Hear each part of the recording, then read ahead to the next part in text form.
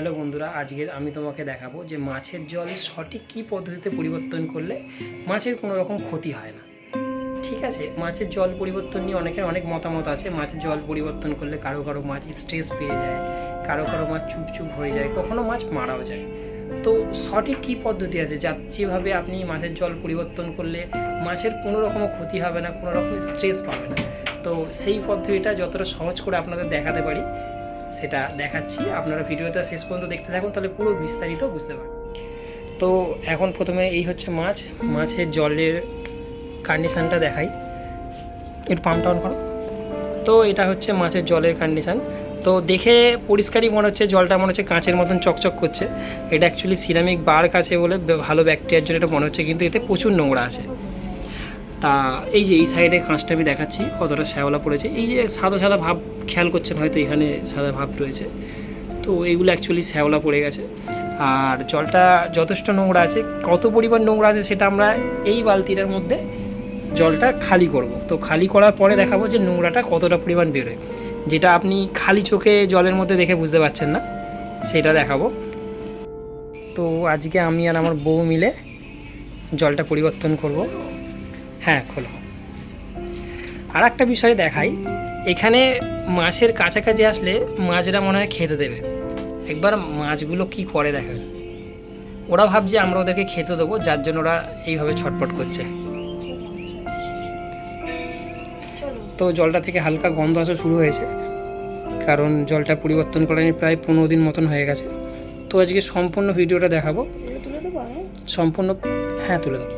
তো আজকে সম্পূর্ণ পদ্ধতিটা দেখাবো যে কিভাবে জল পরিবর্তন করলে মাছের কোনো রকম ক্ষতি হয় না, কোনো স্ট্রেস পায় না। আর সব থেকে সহজ পদ্ধতি দেখাবো, যাতে খুব টেনশানের কোনো ব্যাপার নেই যে জল পরিবর্তন করলে মাছ শক পেয়ে যাবে, মারা যাবে, কিচ্ছু হবে না। কোনো রকম মেডিসিন ইউজ করার দরকার পড়বে না। তো প্রথমে আমরা যে মারমেডগুলো ছিল ডেকোরেশনের জন্য, সেগুলোকে আগে তুলে নিচ্ছি।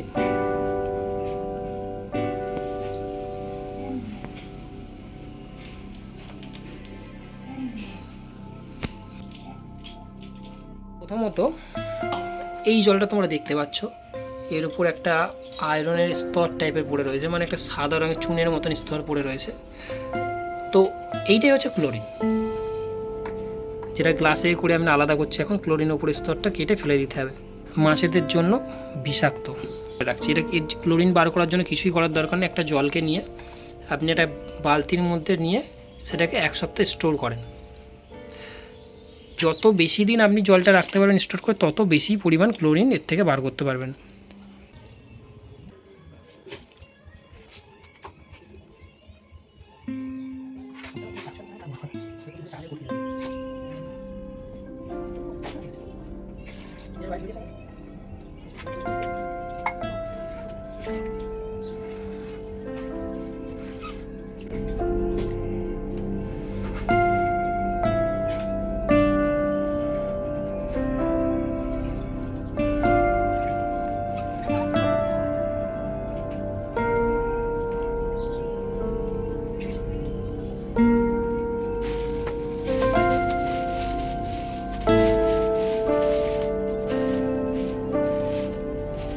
আমরা এই পাইপ আর এই সিরিঞ্জের মাধ্যমে প্রথমে পাইপের মধ্যে জল ভরবো, নইলে উপর থেকে নিচে জল আসবে না। তো ভরে তারপর পাইপের মাধ্যমে ময়লাটাকে নিচের বালতিতে দেবো।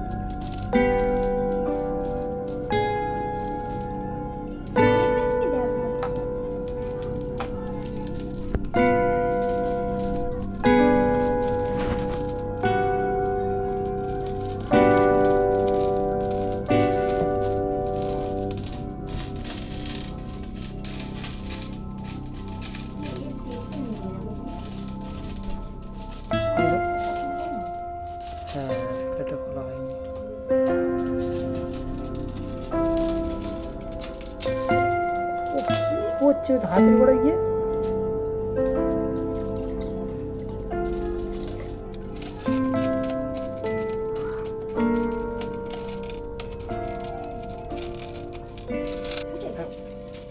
জল বেশি থাকে সেটা কি হয়, জলটা কাটে কোন জলটা কম হচ্ছে ভালো করে জল কাছ থেকে যেভাবে দেখা যায় সেইভাবে দেখা সম্ভব হয় না।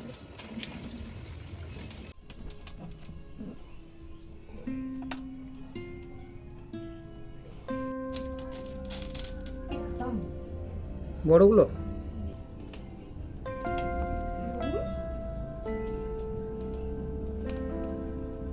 এই স্ট্যান্ডটা কম হলো, এই স্ট্যান্ডটা একটু ঠিক করে মাথাটা খেলা যায় কিন্তু একটু মাথা এড়ানো সিস্টেম থাকে আমি বুঝে যাই মানে আমি আমি মাথা নিচু করতে এখানে মাথা নিচু করতে হবে, নিচু করতে হবে।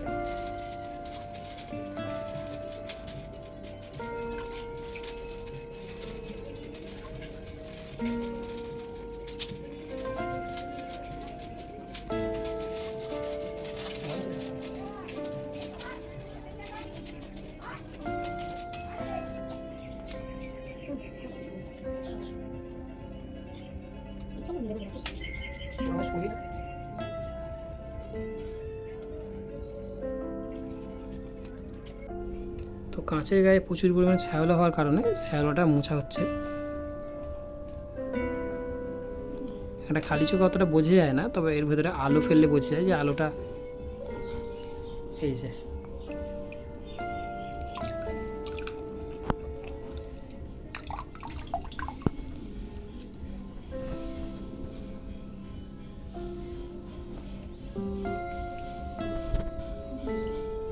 দেখছো তুমি ওকে?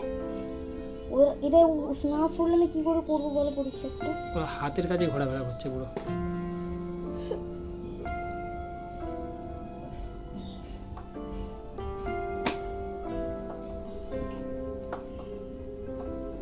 বাবা এই দেখো শ্যালোটা কি পরিমাণে এইবার বোঝা যাচ্ছে, তুলোটার কালার পুরো চেঞ্জ হয়ে গেছে, ব্রাউন কালার।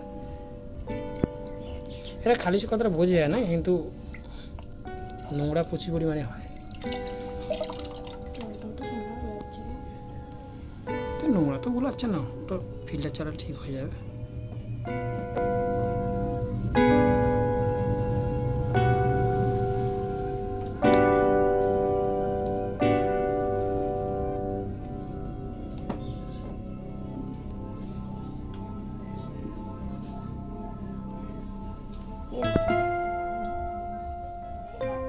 নোংরাটা কি পরিমাণ হয়েছে।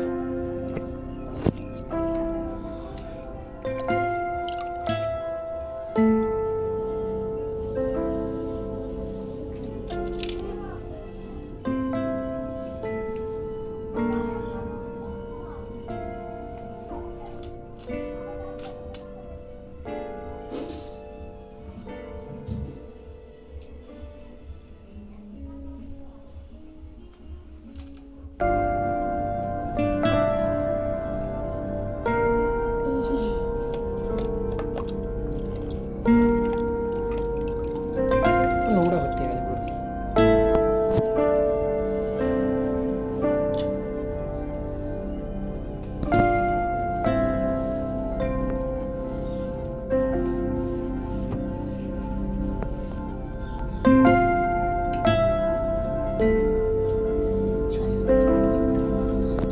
এটাই খুলে আসছে, এটা ময়লার কারণে আটকে গেছে। ময়লাটা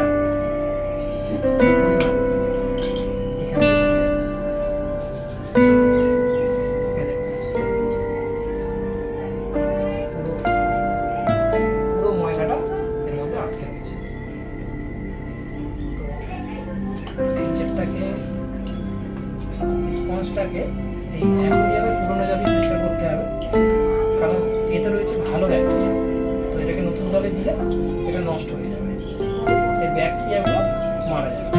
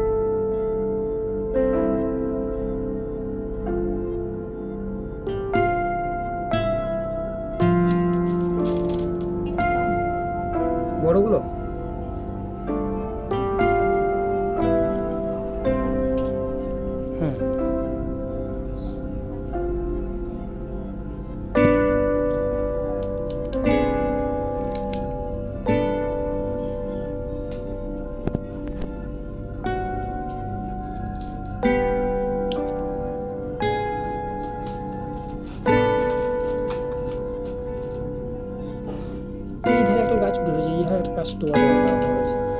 কোনটা বলো তো? এই দেখো এই সাইড একটা, একটু এই পার্ট দিয়ে দেখে নাও,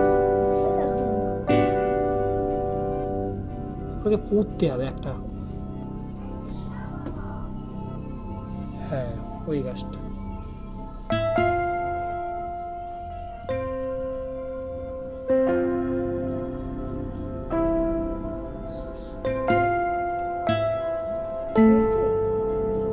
হ্যাঁ মোটামুটি হয়েছে।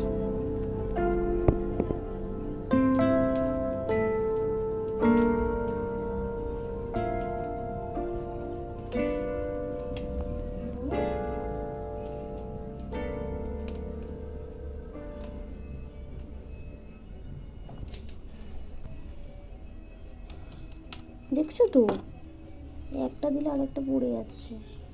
হ্যাঁ এইরাই তো ফেলে দেয় আরো।